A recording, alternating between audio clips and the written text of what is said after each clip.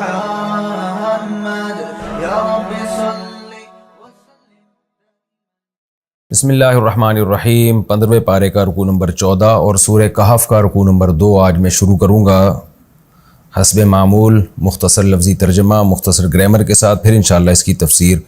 اعوذ باللہ من الشیطان الرجیم، بسم اللہ الرحمن الرحیم۔ نحن نقص علیک نبأہم بالحق، نحن ہم نقص علیک سناتے ہیں آپ کو، یعنی آپ کو واقعہ سناتے ہیں۔ قص علیہ کا معنی کوئی واقعہ کسی پر سنانا۔ نبأہم ہم سناتے ہیں آپ کو، نبأہم ان کی خبر، یعنی اصحاب کہف کی خبر، بالحق حق کے ساتھ۔ انہم فتیۃ یہ چند نوجوان تھے، آمنوا بربہم جو اپنے رب پر ایمان لے آئے، وزیدناہم ہدی اور ہم نے اضافہ کر دیا ان کو ہدایت کے اعتبار سے، یعنی ہم نے ان کی ہدایت میں اور اضافہ کر دیا۔ وربطنا علی قلوبہم اور ربط کا معنی اصل میں باندھنا ہوتا ہے، لیکن یہاں باندھنے کا مطلب ہے مضبوطی سے تھام لینا۔ وربطنا علی قلوبہم ہم نے ان کے دلوں پر گرہ لگا دی، گویا باندھ لیا، یعنی ان کو مضبوطی سے قائم کر لیا ہم نے۔ اذ قاموا جب یہ لوگ کھڑے ہوئے، فقالوا اور کہنے لگے، ربنا ہمارا رب، رب السماوات والارض وہ رب ہے جو آسمانوں کا اور زمین کا رب ہے، لن ندعو ہم ہرگز نہیں پکاریں گے، من دونہ اس کو چھوڑ کر، الہن کسی معبود کو، لقد قلنا اذن تحقیق کہہ دیا ہم نے، اذن اگر ایسا کیا، یعنی اگر ہم نے ایسا کیا یعنی اللہ کے سوا کسی اور کو پکارا تو ہم نے تو کہہ دیا، شططا بہت ہی باطل بات کہہ دی ہم نے، یعنی اگر ہم نے اللہ کے سوا کسی اور کو پکارا۔ اذن کا معنی اذ کان کذا اگر ایسا ہو گیا، ہم نے اللہ کے سوا کسی کو پکار دیا تو لقد قلنا شططا، شطط کہتے ہیں حق سے دور راستے کو، حق سے دور ہونا، تو ہم نے تو حق سے بالکل دور بات کہہ دی۔ ہؤلاء قومنا یہ ہماری قوم، اتخذوا من دونہ انہوں نے ٹھہرا لیا ہے اللہ کو چھوڑ کر، آلہۃ بہت سارے معبودوں کو، لولا یاتون علیہم یہ لوگ کیوں نہیں لے کر آتے ان معبودوں پر، بسلطان کوئی واضح دلیل، بین بہت واضح، سلطان کہتے ہیں بڑی دلیل، کوئی بڑی دلیل جو بہت واضح ہو، تو ایسی دلیل یہ لوگ ان کے اوپر کیوں نہیں لے کر آتے۔ فمن اظلم پس اس سے بڑا ظالم کون ہوگا، ممن اس شخص سے بڑا، افترا جو جھوٹ باندھے، علی اللہ اللہ پر، کذبا جھوٹ جو باندھے اللہ پہ جھوٹ، اس سے بڑا ظالم کون ہوگا۔ وَإِذِ اعْتَزَلْتُمُوهُمْ وَإِذ تھا اصل میں، اور جب، اعتزلتم اعتزال کا معنی ہوتا ہے کنارہ کشی اختیار کر لینا، چھوڑ دینا، اور جب تم نے اعتزال اختیار کر لیا، ہم ان لوگوں سے، اس قوم سے، جب کہ تم کنارہ کشی اختیار کر چکے ہو اس قوم سے، وما یعبدون اور ان معبودوں سے بھی جن کی یہ عبادت کرتے ہیں، الا اللہ سوائے اللہ کے، یعنی اللہ کے سوا تم ان معبودوں سے اور اس قوم سے جب تم کنارہ کشی اختیار کر چکے ہو، تو فأووا الی الکہف تو غار میں ٹھکانہ پکڑو، اوا یاوی ٹھکانہ پکڑنا، مأوا ٹھکانے کو کہتے ہیں۔ فأووا اصل میں تھا انصر کی طرح، اصل میں تھا اوو انصر، اوا یا یاویو، اوو، تو اوو سے آخر میں ساکن ہونے کی وجہ سے واو کو حذف کیا تو اوو، اور فا شروع میں آیا تو فأووا، اور واو جو ہے یہ جمع کی واو ہے، جیسے اضرب سے اضربو، تو انصر سے انصرو، تو فأووا تو تم ٹھکانہ پکڑو، الی الکہف غار میں، ینشر لکم ربکم پھیلا دے گا تمہارے لیے تمہارا رب، من رحمتہ اپنی رحمت سے، یعنی اپنی رحمت سے رحمت کے خزانے پھیلا دے گا، وَيُهَيِّئْ لَكُمْ اور انتظام کر دے گا تمہارے لیے، حیّا یُحَیِّئُ کو میں پچھلے رکوع میں اس کی تفصیل بتا چکا ہوں، اور انتظام کر دے گا تمہارے لیے، من امرکم تمہارے اس معاملے میں سے، یعنی یہ معاملہ جو تم نے اختیار کیا ہے کہ قوم کو چھوڑ کر کہیں جا رہے ہو، تو اس میں تمہارا رب تمہارے لیے کیا کرے گا، مرفقہ نرمی پیدا کر دے گا، رفق نرمی کو کہتے ہیں، رفیق دوست کو بھی کہتے ہیں جو آپ پہ مہربان ہوتا ہے۔ وَتَرَى الشَّمْسَ اور اے مخاطب تو دیکھتا سورج کو، اذا طلعت، جب وہ طلوع ہو رہا تھا سورج، جب وہ طلوع ہوتا تھا تو تو دیکھتا اس سورج کو تزاور عن کہفہم، زور کہتے ہیں نا باطل بات کو جو حق سے ہٹی ہوئی ہوتی ہے، تو ہر وہ چیز جو حق سے دور ہو اس کے لیے استعمال ہوتا ہے تزاورا، اصل میں تھا تتزاورا، تتزاربو کی طرح، تو زور سے نکلا یہ، قول الزور بھی عربی میں استعمال ہوتا ہے، جھوٹی بات کو کہتے ہیں۔ تتزاورو تھا اصل میں، ایک تا کو حذف کر دیا، تزاورو تزاربو کی طرح، عن کہفہم کہ ان کے غار سے، تزاورو وہ مائل ہوتا تھا یعنی ہٹتا تھا، یعنی سورج اس طرح سے نکلتا تھا کہ ان کے جو غار ہے نا جس کے اندر وہ سو رہے ہیں، تو وہاں اس کی روشنی نہیں جا رہی تھی بلکہ اس سے تھوڑا سا بچ کے نکل رہا تھا، اس زاویے پہ اللہ نے ان کو اس غار میں لٹایا ہوا تھا۔ ذات الیمین، سیدھی جانب، یعنی سیدھی جانب گزر جاتا تھا اور ان کے غار سے بچ رہا تھا دائیں طرف۔ اب یہ دائیں طرف جو ہے، اگر غار کے منہ میں داخلے کو دیکھا جائے تو دائیں طرف کا مطلب جیسے سامنے غار ہے اور غار کے اندر وہ جا رہے ہیں، تو اس کا مطلب کیا ہوگا، اس طرف یہ والی جانب سیدھی جانب کہلائے گی۔ تو اس کا مطلب یہ ہوا کہ جب سورج نکل رہا تھا تو اس طرح سے اس کا سایہ، اس کی روشنی تھی کہ سیدھے ہاتھ کی طرف وہ روشنی مڑ رہی تھی اور ان کے غار کے اندر جا نہیں رہی تھی، تو غار اس طرز پہ تھا۔ اور اسی طرح آگے قرآن کہتا ہے وَإِذَا غَرَبَتْ، جب سورج غروب ہوتا تھا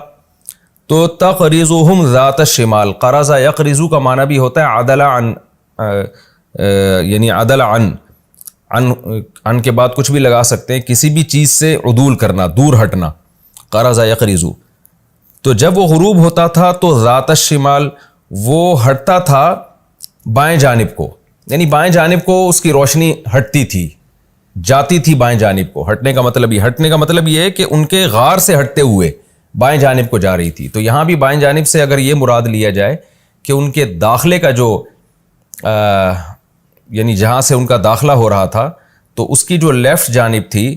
اس لیفٹ جانب پہ سورج کی روشنی سرک رہی تھی اور غار کے منہ کے اندر نہیں جا رہی تھی۔ تو اس زاویے سے اللہ تعالیٰ نے ان کو لٹایا ہوا تھا اور اس غار کا منہ اس طرف تھا، یعنی دائیں اور بائیں سورج کی روشنی جاتی تھی، غار کے اندر ڈائریکٹ نہیں پڑتی تھی۔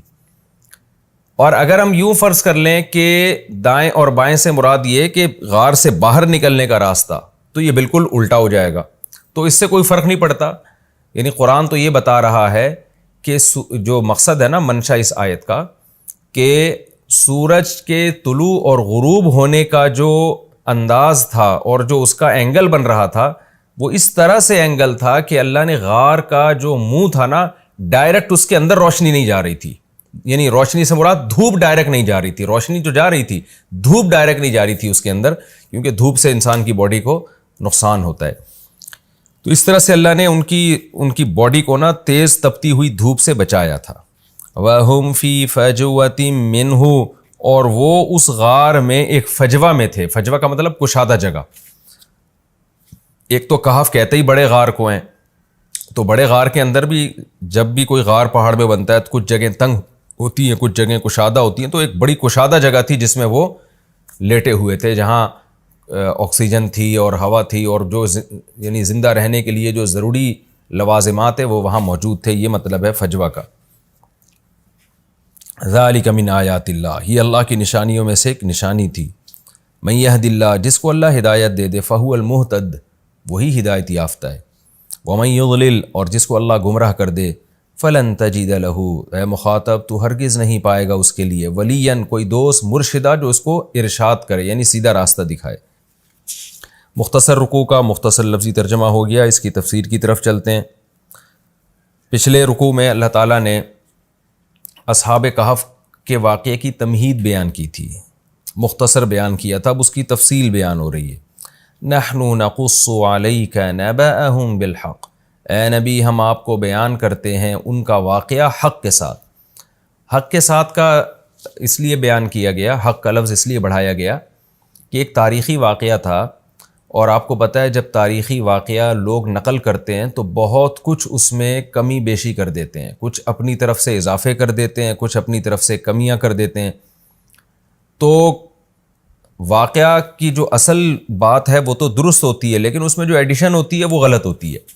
تو اس لیے قرآن کہہ رہا ہے کہ آپ لوگوں کو مت دیکھیں، ہم آپ کو ٹھیک بیان کرتے ہیں، جتنا قرآن بیان کرے گا وہ 100% مستند ہوگا، باقی جو لوگوں میں مشہور ہے ان میں کچھ صحیح ہوں گی، کچھ باتیں غلط ہوں گی۔ اس لیے اللہ نے فرمایا کہ ہم ٹھیک طور پر آپ کے سامنے بیان کرتے ہیں۔ وہ واقعہ کیا ہے؟ انہم فتیۃ آمنوا بربہم، یہ چند نوجوان تھے۔ چند کا ترجمہ میں نے کیوں کیا؟ بار بار بتاتا ہوں کہ یہ جو تنوین ہے نا، تنوین، اس کا مطلب ہے چند، اور ویسے بھی فتیۃ یہ جمع قلت ہے، افعل، افعال، فعلۃ، افعلۃ، یہ 4 اوزان وزن عربی میں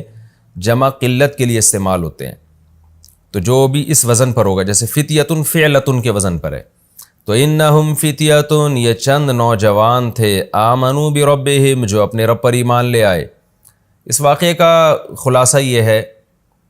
کہ حضرت عیسیٰ علیہ السلام راجح قول کے مطابق، یقینی طور پر تو 100% یقینی بات کسی مفسر نے نہیں کہی ہے، لیکن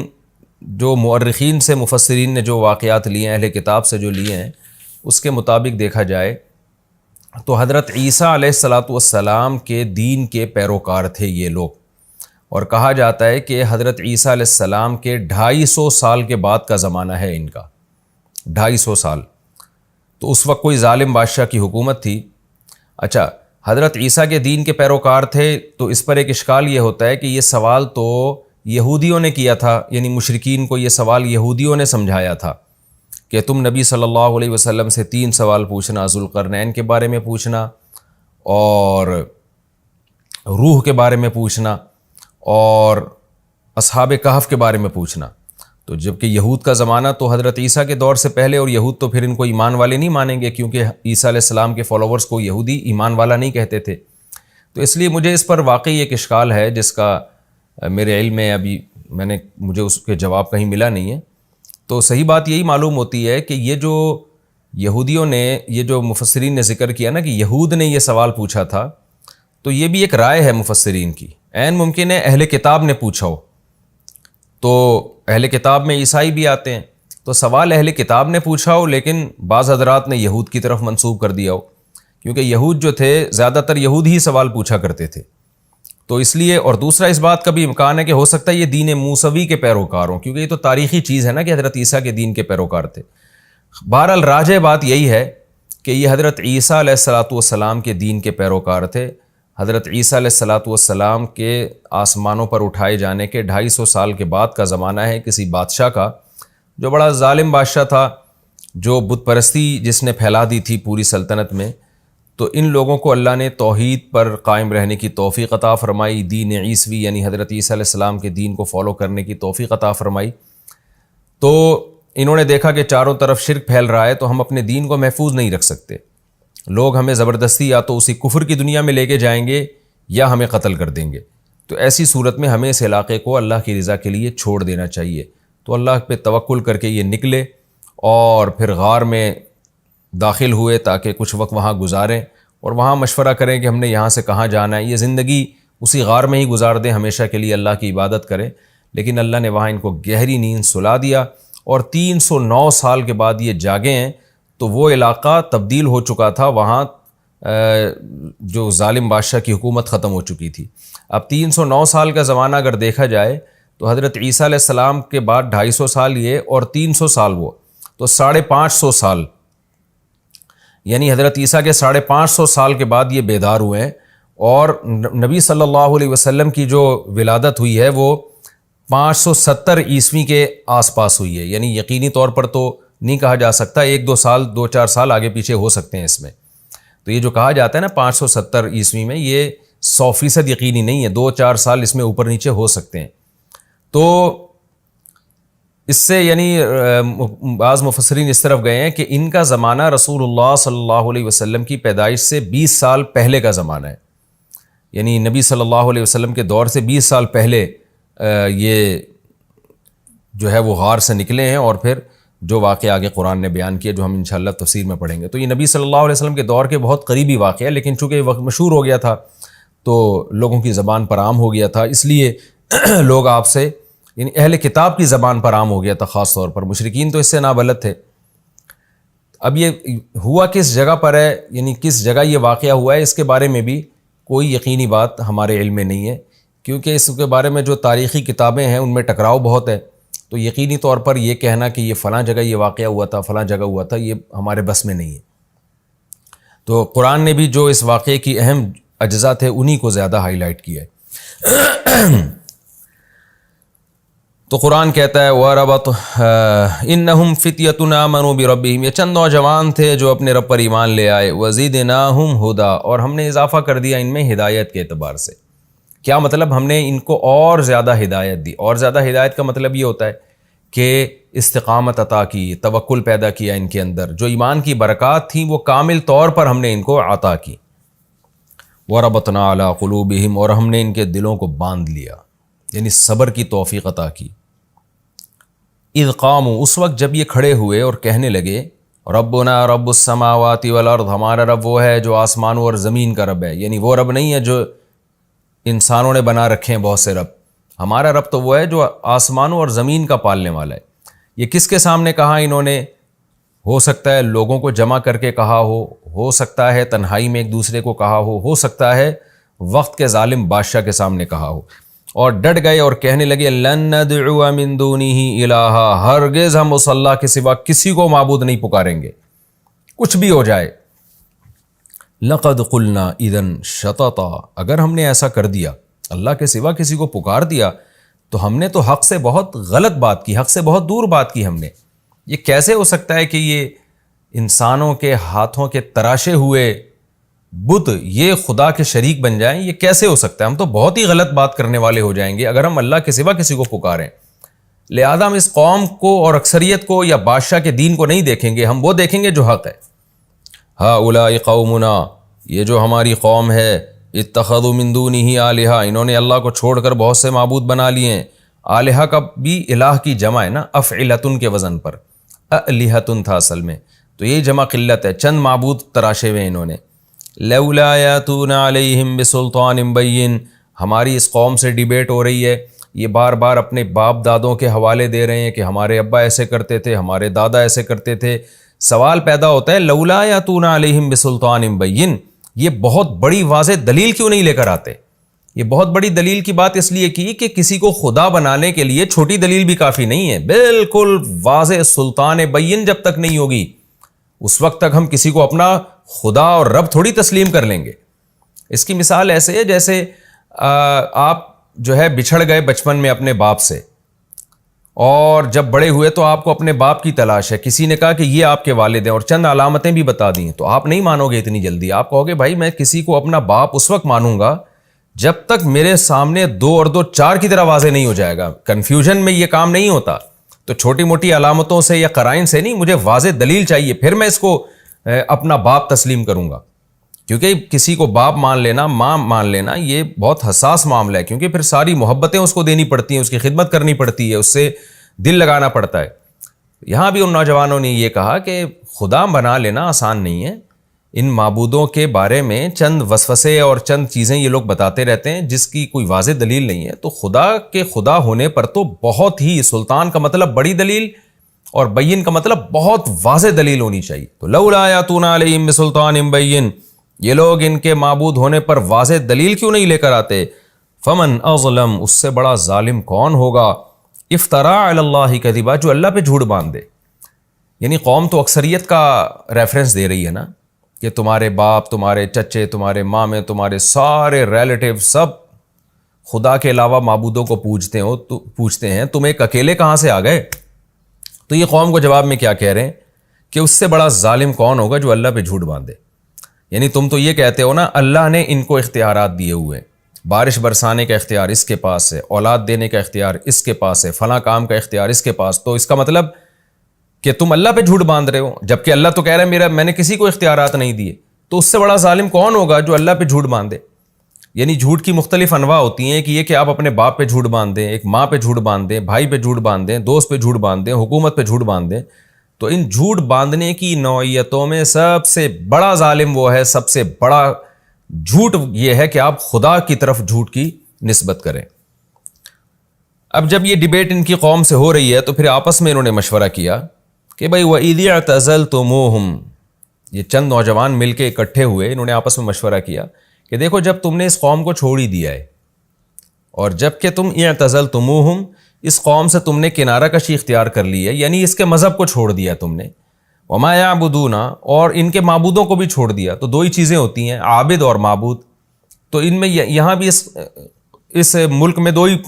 طرح کے لوگ ہیں، یا تو مشرک ہیں یا وہ باطل ہیں جن کی عبادت ہو رہی ہے، تو دونوں ہی باطل ہیں، تو ہم ان باطل لوگوں میں ہم کیوں رہیں؟ تو لہذا جب ہم نے ایسا کر ہی دیا ہے فَأْوُوا إِلَى الْكَهْفِ، تو پھر غار کی طرف چلو۔ کیا مطلب؟ نظریاتی طور پر تم نے جب اس قوم کو اور ان کے خداؤں کو چھوڑ دیا ہے تو عملی طور پہ بھی چھوڑ دو، یعنی جسمانی طور پہ بھی کنارہ کشی اختیار کر لو۔ تو اللہ کے سوا جب سب کچھ چھوڑ دیا ہے تو پھر پریکٹیکلی بھی چھوڑ دو۔ اب چھوڑ کے جائے کہاں؟ تو فَأْوُوا إِلَى الْكَهْفِ، فی الحال یہ کرو کہ غار میں چلے جاؤ، چھپ کے وہاں اللہ کی عبادت کرو، کھانے پینے کا انتظام کر لو، حفاظت کے لیے کتا ساتھ میں لے جاؤ اپنے، تو جو ایک دنیاوی اسباب ہو سکتے ہیں وہ اختیار کرو، وہاں جا کے ہم غور کریں گے۔ فی الحال یہاں سے نکلو، کیونکہ یہ تو ہمیں نہ نماز پڑھنے دے رہے ہیں، نہ روزہ رکھنے دے رہے ہیں، نہ توحید پر قائم رہنے دے رہے ہیں، فی الحال یہاں سے نکلو۔ ینشر لکم ربکم من رحمتہ، تمہارا رب تمہارے لیے اپنی رحمت سے رحمت پھیلا دے گا، کچھ نہ کوئی انتظام کرے گا، یعنی جو ہمارے بس میں ہے وہ ہم کر لیتے ہیں، جو ہمارے بس میں نہیں ہے ہم وہ اللہ پہ چھوڑ دیتے ہیں، یہ اس آیت کا حاصل ہے۔ ینشر لکم ربکم من رحمتہ وَيُهَيِّئْ لَكُم مِّنْ أَمْرِكُم مِّرْفَقًا، اور تمہارے معاملے میں تمہارا رب، یعنی سب ایک دوسرے کو سمجھا رہے ہیں کہ تمہارے معاملے میں تمہارا رب کوئی آسانی کی صورت پیدا کر دے گا۔ اللہ سے بھی کچھ امیدیں لگاؤ، سب کچھ ہم نے نہیں کرنا، جو ہمارے بس میں ہے وہ ہم کریں گے، باقی اللہ پہ چھوڑتے ہیں، اللہ سے ہمیں اچھی امید ہے، اللہ ہمارے لیے کوئی انتظام کر دے گا۔ ان بیچاروں کو کیا پتا تھا کہ اللہ ایسا انتظام کرے گا آپ کے لیے۔ قرآن کہتا ہے، اب یہ اس کو کہتے ہیں اندماج۔ اندماج کا مطلب بہت سارے واقعہ کے بہت سارے پہلو قرآن حذف کر دیتا ہے۔ اب ہونا تو یہ چاہیے تھا، قرآن یہ بتاتا کہ بالآخر وہ چھپ چھپا کے نکلے، کتا انہوں نے ساتھ میں لیا، پھر غار کے دہانے میں داخل ہوئے، پھر آرام کرنے کے لیے لیٹ گئے، لیکن ان تمام واقعات کو قرآن نے حذف کر دیا، اور پھر آگے کا واقعہ بیان کر رہا ہے۔ وَتَرَى الشَّمْسَ إِذَا طَلَعَتْ، اے مخاطب تو دیکھتا سورج کو، اذا طلعت جب وہ طلوع ہوتا، تزاور عن کہفہم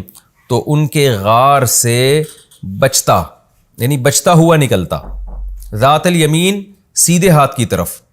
یہ سیدھا ہاتھ جانے کے لحاظ سے بھی غار میں ہو سکتا ہے، یعنی جاتے ہوئے جو سیدھی جانب تھی، یہ بھی ہو سکتا ہے کہ ان کے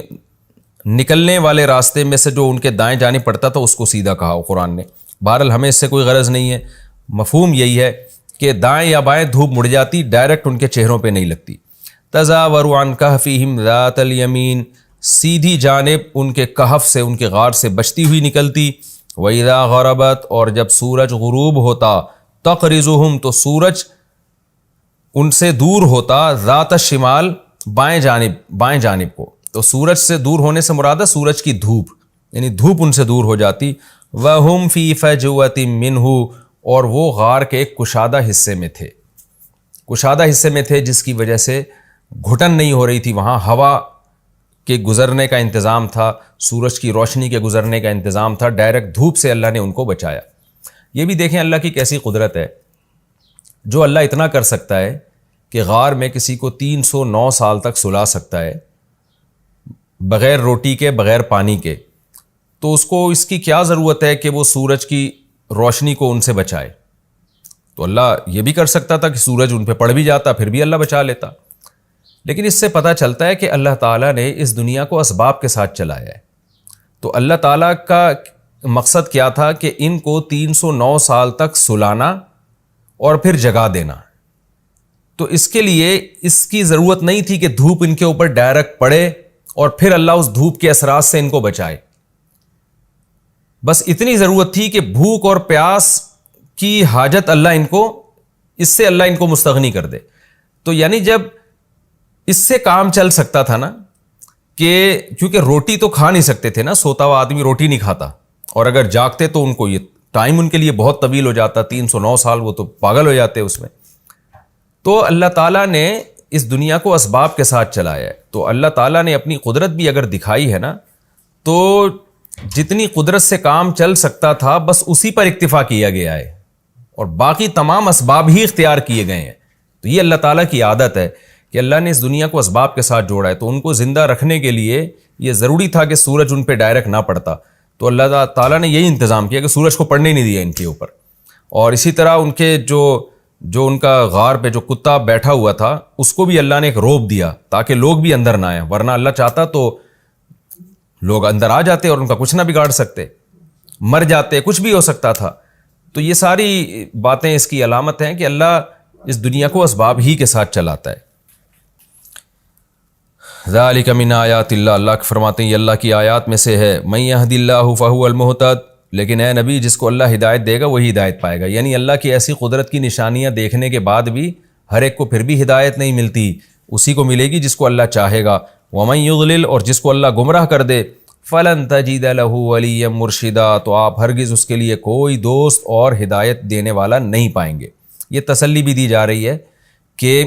بہت سے لوگ پھر بھی بے ایمان ہو کے ہی مریں گے اتنی قدرت اور اتنا کچھ دیکھنے کے باوجود. تو جس کے دل میں انابت ہوگی اس کو اللہ ہدایت دے گا, جو نہیں چاہے گا اللہ کی عادت ہے اس کو ہدایت نہیں دیتا اللہ تعالیٰ. یہ رکوع الحمدللہ ہمارا کمپلیٹ ہو گیا اور اصحاب کہف کا ایک حصہ اس میں بیان ہوا ہے. اب ہم اگلے رکوع کی طرف چلتے ہیں. رکوع آسان ہے, اگلے رکوع کی طرف ہم چلتے ہیں. سورہ کہف کا رکوع نمبر 3 اور 15ویں پارے کا رکوع نمبر 15. اس کا مختصر لفظی ترجمہ مختصر گرامر کے ساتھ کروں گا, پھر انشاءاللہ اس رکوع کی میں تفصیل بیان کروں گا. قرآن کہتا ہے وَتَحْسَبُهُمْ أَيْقَاظًا, اور اے مخاطب تو دیکھتا ان کو, تو سمجھتا ان کو ایقاظ کہ وہ جاگ رہے ہیں. یقظ عربی میں جاگنے والے کو کہتے ہیں, ایقاظ اس کی جمع آتی ہے, یقظان بھی کہتے ہیں جو جاگ رہا ہو. استیقظا جاگنا. وَتَحْسَبُهُمْ أَيْقَاظًا, اے مخاطب تو ان کو سمجھتا کہ وہ جاگ رہے ہیں. وَهُمْ رقود, حالانکہ وہ سو رہے تھے. راقد سوتے ہوئے کو کہتے ہیں, رقد یرقد, رقودن کا معنی سونا, جبکہ وہ سو رہے تھے. وَنُقَلِّبُهُمْ, اور ہم ان کو پلٹ رہے تھے, الٹ پلٹ رہے تھے. قلب یقلب, قلب کو دل کو قلب کہتے ہیں نا, وہ الٹتا پلٹتا رہتا ہے. ذات الیمین, دائیں جانب بھی, وذات الشمال, اور بائیں جانب بھی. وکلبہم باسطن, اور ان کا کتا باسطن پھیلائے ہوئے تھا, ذراعیہ اپنے بازو. ذراع بازو کو کہتے ہیں, ذراعینی تھا اصل میں دونوں بازو, تو ذراعیہ اپنے دونوں بازو, بالوسید چوکھٹ پہ. وسید عربی میں گھر کی چوکھٹ کو کہا جاتا ہے. لو اطلعت علیہم, اے مخاطب تو اگر مطلع ہوتا ان کے اوپر. لولیتا, لام تاکید کے لیے, ولا یولی تولیتن کا معنی پیٹھ پھیرنا. لولیتا منہم, تو بھاگ جاتا ان سے, فرارن, تو پیٹھ پھیر دیتا ان سے, فرارن بھاگتا ہوا. فر یفرو, فرار یفررو کی طرح, ضرب یضربو کی طرح, اس کا معنی بھاگنا, فرار سے ہے نا یہ. تو فار کہتے ہیں بھاگنے والا, فرار اس کی جمع. لو اطلعت علیہم, اے مخاطب تو اگر مطلع ہوتا ان کے اوپر. لو اطلعت اصل میں تھا لو اطلعت, لولیت منہم, تو ان کی وجہ سے تو پیٹھ پھیر لیتا, فرارن بھاگتا ہوا, یعنی اتنا روب تھا. ولا ملیتا, ملأ یملأ کا معنی بھرنا, واو کا معنی اور لام تاکید کے لیے. ملیتا تو بھر دیا جاتا, منہم ان سے, رعبا روب کے اعتبار سے, یعنی روب کے اعتبار سے تو بھر دیا جاتا. کیا مطلب, تجھ میں روب بھر دیا جاتا. جب تو ان کو دیکھتا نا تو پیٹھ پھیر کے بھاگتا خوف کی وجہ سے, اور روب سے تو بھر جاتا, اتنا روب تیرے اندر پیدا ہو جاتا, خوف پیدا ہو جاتا. وَكَذَلِكَ بَعَثْنَاهُمْ, اور اسی طرح ہم نے ان کو اٹھایا, یعنی جس طرح ہم نے ان کو سلایا اتنا طویل عرصے تک, یہ بھی اللہ کی قدرت, تو اسی طرح بعثناہم, ہم نے ان کو اٹھا لیا, جگا دیا. لیتساءلوا, تاکہ وہ ایک دوسرے سے سوال پوچھیں, بینہم آپس میں. تساءل, سأل یسألو کا معنی سوال کرنا, تساءل کا معنی ایک دوسرے سے سوال کرنا. یہ بھی لام عاقبت کے لیے, یعنی ہم نے ان کو جگایا جس کا انجام یہ ہوا کہ وہ ایک دوسرے سے سوال پوچھنے لگے. اب سوال پوچھ رہے ہیں. قال قائل منہم, ان میں سے ایک کہنے والے نے کہا, کم لبثتم, لبث یلبث لبثا رہنا, تم کتنے عرصہ رہے ہو. قالوا لبثنا, دوسرے کہنے لگے, لبثنا یومن, ہم ایک دن رہے ہیں, او بعض یوم, یا دن کا کچھ حصہ. قالوا, پھر دوسری جماعت کہنے لگی, ربکم تمہارا رب ہی جانتا ہے، اعلم زیادہ جانتا ہے، خوب جانتا ہے، بما لبثتم جتنی مدت تم رہے ہو، پتہ ہی نہیں کتنی مدت رہے، اللہ ہی کو پتہ ہے۔ فبعثوا لہذا اب ایسا کرو، اس بحث میں نہیں پڑو کہ کون کتنی مدت سویا، فبعثوا احدکم تم اپنے میں سے کسی ایک کو بھیجو، بورقکم ورق کہتے ہیں چاندی کے پتے کو، ویسے تو ورق پتے کو کہتے ہیں، اوراق اس کی جمع آتی ہے، یہ جو ہم کہتے ہیں نا ورقہ، ورقے پر لکھا ہے اوراق دائیں بائیں، تو یہ اس لیے کہ پہلے پتوں پہ لکھا جاتا تھا نا، تو وہیں سے یہ لفظ کاغذ پہ بھی اس کا اطلاق ہونے لگا، اور پھر چاندی کے سکوں کو بھی کہا جاتا تھا ورق، کیونکہ وہ بھی پتوں کی طرح ہوتے تھے چھوٹے چھوٹے، فبعثوا یعنی چھوٹے نہیں چپٹے ہوئے، فبعثوا احدکم لہذا بھیجو اپنے میں سے کسی ایک کو، بورقکم اپنے سکے کے ساتھ، ہاذہ یہ والے سکے کے ساتھ، یہ جو سکہ ہے یہ لے کے الی المدینہ شہر میں بھیجو، تو وہ شخص جو سکہ لے کے جائے گا وہ کرے گا کیا، فلینظر وہ یہ غور کرے گا، دیکھے گا، ایہا ازکا طعاما، ازکا یہ کمپیریٹیو ڈگری ہے، ازکا یو پاک ہونا، ازکا دوسرے کے مقابلے میں زیادہ پاک، تو وہ دیکھے کہ ان کھانوں میں سے ازکا طعاما زیادہ پاکیزہ یعنی حلال کھانا کون سا ہے، دیکھے کہ حلال یعنی پاکیزہ سے پاکیزہ کھانا کون سا ہے، فَلْيَأْتِكُمْ بِرِزْقٍ مِّنْهُ پھر اس کو چاہیے کہ وہ لے آئے، بِرِزْقٍ مِّنْهُ اس حلال کھانے میں سے کوئی کھانا، یعنی کوئی رزق لے آئے، حلال تلاش کر کے حلال کھانا لے کر آئے ہمارے لیے، وَلْيَتَلَطَّفْ اور تلطف سے کام لے، تلطف لطافت سے نکلا ہے، یعنی خفیہ طریقے سے جائے اور بڑے تمیز سے اور بڑے یعنی اس طریقے سے جائے کہ کسی کو پتہ نہ چلے، اس کو تلطف کہا ہے، لطیف کہتے ہیں باریک بین، یعنی بہت ہی خوش اسلوبی کے ساتھ جائے، وَلْيَتَلَطَّفْ خوش اسلوبی کرے، وہ لطف و عنایت سے کام لے، اردو میں بھی لفظ ہے لطف و عنایت، یعنی بڑے آرام سے بہت پولائٹلی یہ کام کیا جائے، تو اس کو یعنی یہاں تلطف سے مراد یہ ہے کہ چونکہ غیر مسلم حکومت ہے نا، تو ایسا نہ ہو کہ اس طرح سے جائے اور بد اخلاقی سے بات کرے کہ پکڑا جائے، ایسا یعنی شو ہی نہ ہونے دے کہ ہم مسلمان ہیں، اور خفیہ طریقے سے جائے اور بڑے آرام سے خفیہ طریقے سے واپس آ جائے، اس کو تلطف سے تعبیر کیا ہے، وَلْيَتَلَطَّفْ اور خوش اسلوبی سے کام کرے، وَلَا يُشْعِرَنَّ بِكُمْ أَحَدًا ہرگز شعور نہ ہو تمہارا، ہرگز شعور نہ کرائے تمہارے بارے میں احدن کسی کو بھی، اشعرا دیکھیں شعر یشعر شعوراً کا معنی شعور والا ہونا، اور اشعر یشعر اشعاراً کا معنی شعور والا کرنا، تو شعور خبر کو کہتے ہیں نا، تو ولا یشعرن بکم تمہارے بارے میں کسی میں بھی شعور پیدا نہ کرے، احدن کسی کو بھی شعور نہ دے، یعنی کوئی ایسا کام نہ کرے جس سے لوگوں کو تمہارے بارے میں پتہ چل جائے۔ تو یہ جو ہمارا نمائندہ چاندی کے درہم لے کے جائے گا، یہ بڑے خفیہ طریقے سے، بڑے آرام سے، تمیز سے جائے اور اس طریقے سے کام کرے کہ تمہارے بارے میں کسی کو مطلع نہ ہونے دے، یعنی اس طرح سے جائے۔ کیوں بھائی اتنے خفیہ طریقے سے کیوں جائے؟ انہم ان یظہروا علیکم بے شک وہ لوگ اگر مطلع ہو گئے تم پر، ظاہرہ یظہروا کا معنی غالب آنا، تم پر غالب آ گئے، ظاہر ہے پہلے مطلع ہوں گے پھر غالب آئیں گے نا، فوراً پکڑنے کے لیے دوڑیں گے، یرجموکم تو تمہیں پتھروں سے مار کے ہلاک کر دیں گے، او یعیدوکم فی ملتہم یا تمہیں اپنے دین میں واپس لوٹا دیں گے، ولن تفلحوا اذن اور اگر ایسا ہو گیا تم ان کے دین میں واپس چلے گئے تو لن تفلحوا ابدا تو تم ہرگز کبھی بھی کامیاب نہیں ہو سکتے پھر۔ وَكَذَلِكَ أَعْثَرْنَا عَلَيْهِمْ قرآن کہتا ہے اس طرح ہم نے، اعثار کا معنی بھی مطلع کرنا، ہم نے مطلع کیا لوگوں کو علیہم ان اصحاب کہف پہ، اس طرح سے ہم نے مطلع کیا، تفسیر میں اس کی ڈیٹیل بتاؤں گا میں، لِيَعْلَمُوا تاکہ لوگوں کو پتہ چل جائے، أَنَّ وَعْدَ اللَّهِ حَقٌّ اللہ کا وعدہ سچا ہے۔ ان پر مطلع کرنے کا مطلب یہ کہ ان کے حالات پر لوگوں کو مطلع کیا ہم نے، تاکہ لوگوں کو یقین ہو جائے کہ اللہ کا وعدہ سچا ہے، وَأَنَّ السَّاعَةَ لَا رَيْبَ فِيهَا اور بے شک قیامت ایک ایسی چیز ہے کہ اس کے واقع ہونے میں کوئی شک نہیں ہے، اِذْ يَتَنَازَعُونَ بَيْنَهُمْ وہ وقت بھی قابل تذکرہ ہے جب وہ آپس میں جھگڑ رہے تھے، بینہم لوگ آپس میں تنازع کر رہے تھے، امرہم ان اصحاب کہف کے معاملے میں، اصحاب کہف کے معاملے میں آپس میں تنازع کر رہے تھے، اختلاف کر رہے تھے، فقالوا اور کہہ رہے تھے، ابنوا علیہم بنیانا ان کے اوپر کوئی عمارت بنا دو، ربہم اعلم بہم رب ان کا رب خوب ان کو جانتا ہے، قال الذین غلبوا علی امرہم، کہاں ان لوگوں نے جو ان لوگوں کے معاملے پہ غالب آ گئے، یعنی قوم میں جو غالب آنے والے لوگ تھے جن کے سامنے کسی کی چلتی نہیں تھی، وہ کیا کہنے لگے، لَنَتَّخِذَنَّ عَلَيْهِمْ مَسْجِدًا، ہم ضرور بھی ضرور بنائیں گے ان کے اوپر ایک مسجد۔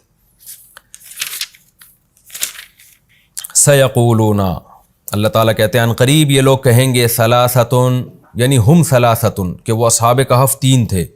رابعہم کلبہم، ان کا چوتھا ان کا کتا تھا، ویقولون، اور وہ کچھ لوگ کہیں گے، خمسۃ، نہیں وہ 5 تھے، سادسہم کلبہم، چھٹا ان کا کتا تھا، رجما بالغیب، غیب میں تیر چلاتے ہوئے۔ رجم یرجمو کا مطلب پھینکنا، تو تیر پھینکنا بھی مراد ہوتا ہے اور مطلق پھینکنا بھی، یعنی غیب میں پھینکتے ہوئے۔ غیب کا مطلب کوئی دعوے کی کوئی دلیل نہیں ہے، بس ہوائی بات، اس کو غیب سے تعبیر کیا ہے۔ رجمًا بالغیب، غیب کے ساتھ پھینکتے ہوئے، یعنی ہم بھی اردو میں بھی یہ لفظ استعمال کرتے ہیں نا کہ جو ہے نا بس ہوائی باتیں کر رہا ہے یہ۔ تو اللہ کہتے ہیں یہ کچھ لوگ کہیں گے وہ 3 تھے، چوتھا ان کا کتا تھا، کچھ کہیں گے 5 تھے، چھٹا ان کا کتا تھا، اور یہ سب رجمًا بالغیب کہیں گے۔ وَيَقُولُونَ، اور کچھ کہیں گے سَبْعَةٌ، وہ 7 تھے، وَثَامِنُهُمْ كَلْبُهُمْ، 8واں ان کا کتا تھا۔ قُلْ رَبِّي أَعْلَمُ، اے نبی کہہ دیجئے میرا رب خوب جانتا ہے، بِعِدَّتِهِمْ، ان کے شمار کو۔ عد یعد، عدن کا معنی شمار کرنا۔ ما يعلمهم الا قلیل، نہیں جانتے ان کو مگر قلیل لوگ، یعنی ان کی تعداد کو نہیں جانتے مگر تھوڑے لوگ۔ فلا تماری فیہم، مارا یماری مماراتن کا مطلب ہوتا ہے بحث و جدال کرنا۔ لا تماری، اے نبی آپ ان سے بحث نہ کیجئے، فیہم، ان کی تعداد کے بارے میں یا اصحاب کہف کے بارے میں، الا مراءن، مگر ایسی بحث ظاہراً جو سرسری ہو، سرسری طور پر آپ ان سے بات کیجئے، زیادہ تفصیلی بحث نہ کیجئے۔ ولا تستفتی، استفتاء یستفتی، استفتاء کا معنی فتویٰ طلب کرنا،